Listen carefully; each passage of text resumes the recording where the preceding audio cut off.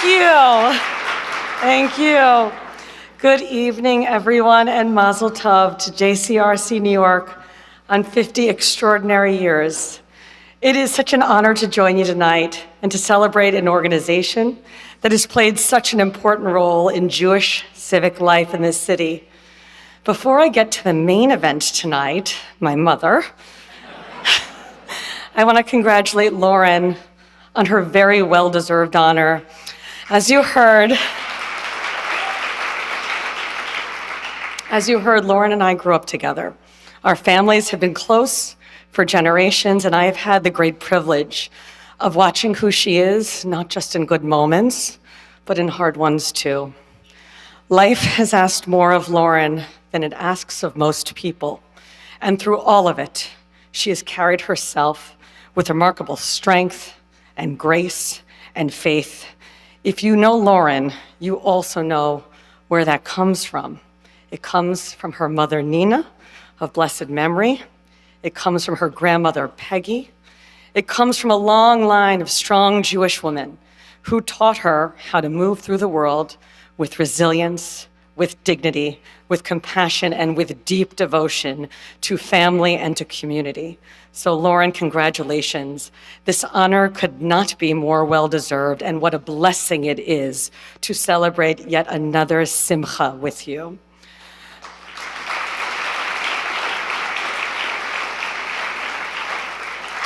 But I also know that we gather at a difficult moment for the Jewish community here in New York, across this country, and around the world. Since October 7th, Jewish communities have lived with a heightened sense of fear and vulnerability. We've watched hate ricochet around the globe time and time again. We have been the target. We have seen rhetoric move from outrage to incitement, from slogans to direct calls for violence, and we have seen what happens when that hatred is allowed to spread unchecked. Every high-profile attack raises the risk of another.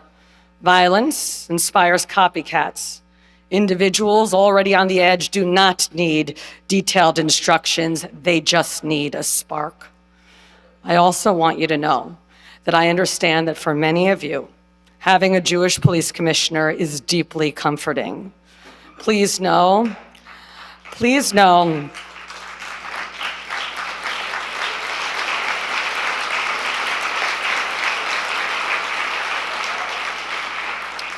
please know that I do not take that responsibility lightly. I feel it in my mind, in my bones, and in my heart, and it helps shape the work that I do to keep all communities safe. I worry, like my grandmother, for me, so that you shouldn't have to, so that you can rest easier at night. And I want you to know that behind that reassurance stand 35,000 members of the New York City Police Department willing to risk their own lives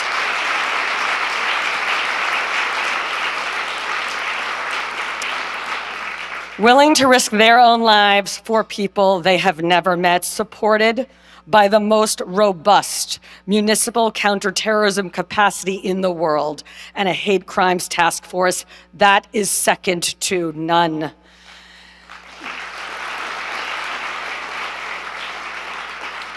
Now, Jewish women are prone to worry. Given that predisposition, it is tough to be the police commissioner, but it is even tougher to be the police commissioner's mother.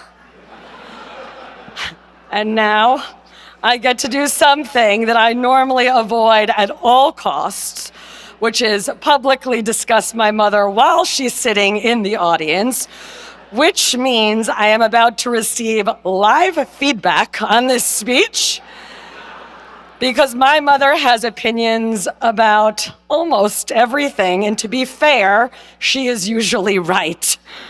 Her range is truly extraordinary. Public safety policy, sanitation policy, my hair, my makeup, my clothes, my speeches, other people's speeches, whether I am standing correctly, whether I look tired. But the truth is,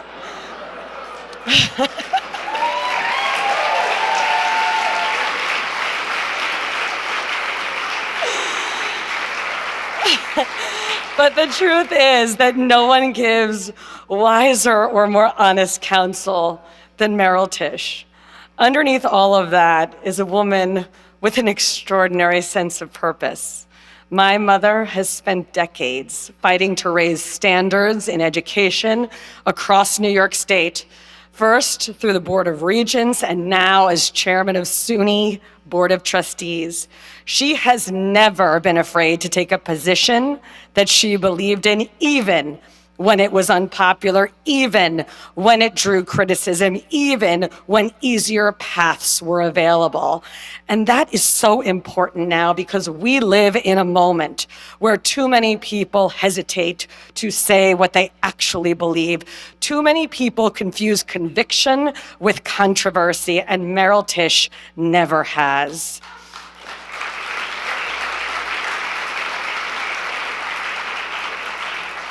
So thank you to Mark Traeger, to David Moore, and to everyone who has helped guide this organization to this milestone.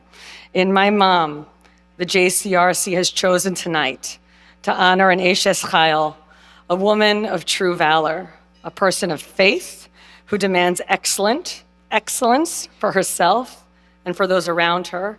And in many ways, that is what organizations like JCRC have always understood, that strong communities are built by people willing to lead with conviction, to speak honestly, and to stand up for one another, even in difficult moments. And nowhere is that more visible than in the men and women of the New York City Police Department.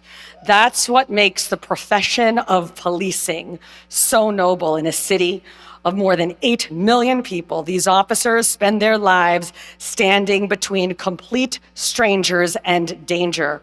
When a house exploded in Queens last week, throwing 8 police officers backwards and injuring them, those officers got right back up and ran into a burning building to save the family and the children trapped inside. When ISIS-inspired terrorists ignited explosive devices during a protest on the Upper East Side, our officers jumped barricades and ran toward the danger to stop them and secure the scene before anyone could get hurt. When violent crews bring guns into our neighborhoods and look to turn ordinary blocks into crime scenes, our officers are the ones who prevent it.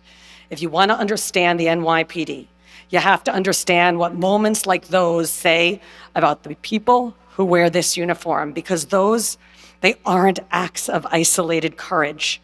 They reflect a culture made up of thousands of police officers who leave their husbands and wives, their sons and daughters, their parents and their loved ones every day, knowing that they may be asked at any moment to risk their lives for people they have never met.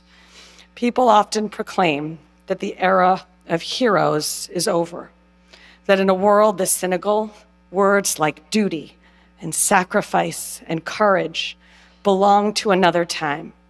But day after day, the men and women of the New York City Police Department, they prove otherwise. And in many ways, that same spirit is what I think about when I think about my mother. Not because she wears a uniform or runs towards danger, but because courage takes different forms over the course of a life. Sometimes it looks like physical bravery. Sometimes it looks like conviction, the willingness to stand by your beliefs when it would be easier to stay quiet, the willingness to take responsibility, to lead publicly, and to keep pushing for the right things even when it draws criticism. That has defined Meryl Tisch for as long as I can remember. Thank you very much and have a good night.